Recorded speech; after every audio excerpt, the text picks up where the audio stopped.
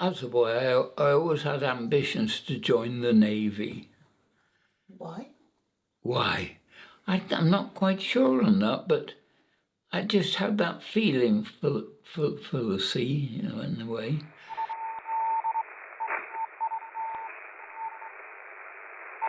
When I was first called up, they were going to put me in the army, but I had no ambition to go in. I really wanted to go to sea in the Navy, but to help the case so I could be relieved from the army, my mother told me to put on my Merchant Navy uniform, as it might help a bit to sway the person who was interviewing me. And of course it did, didn't it? Yeah. I trained as a radio telegraphist.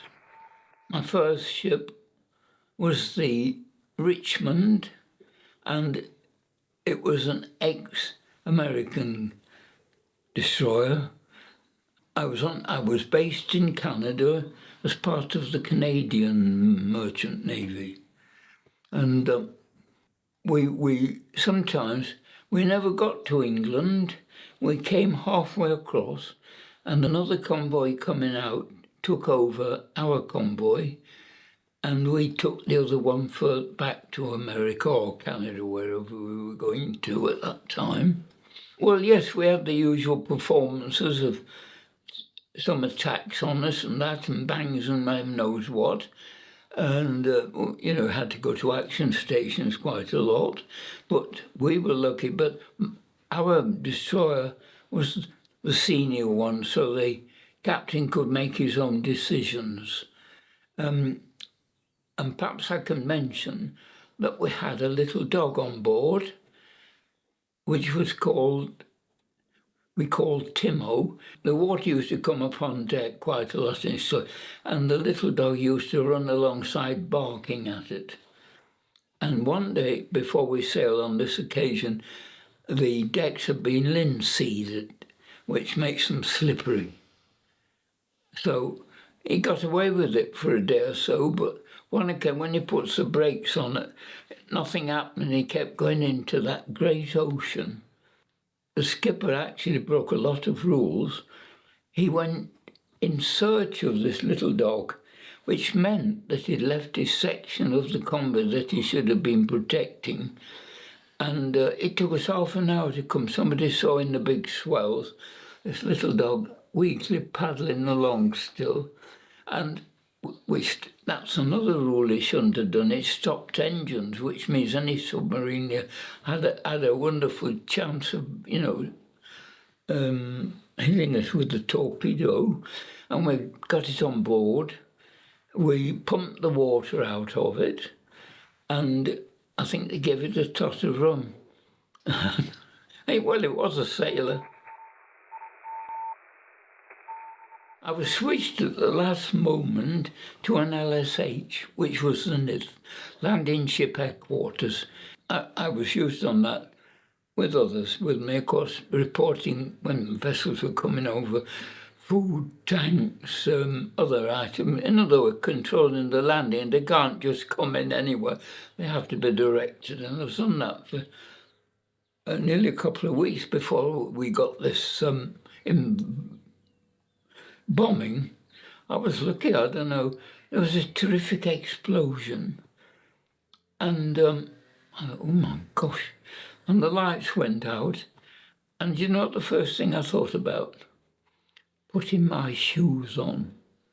I thought I might need them, which I did.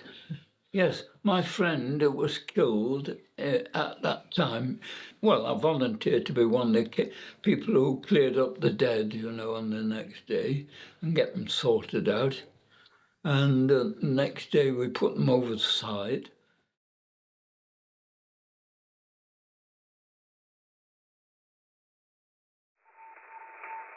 When I went out to the Far East, I travelled on a Dutch merchant ship.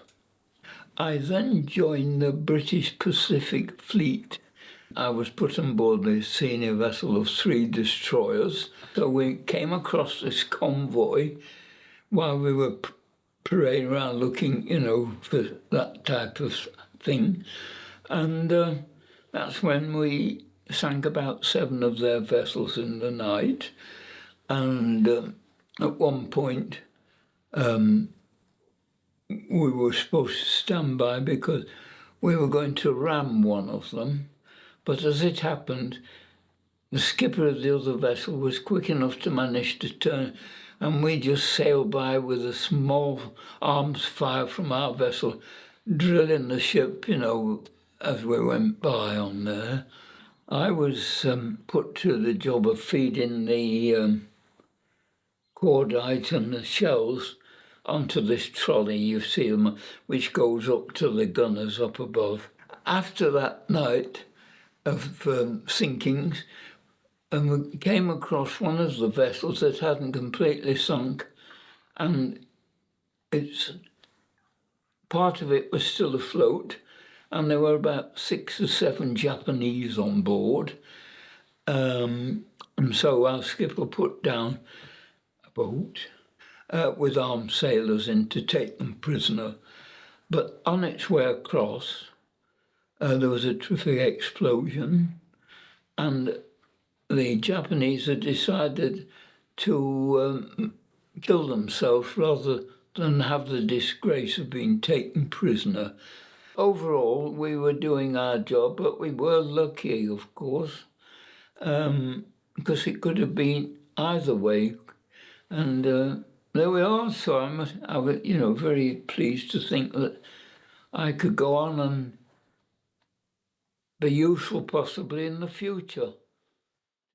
Hi, I've known Peter Foxon here for quite a few years.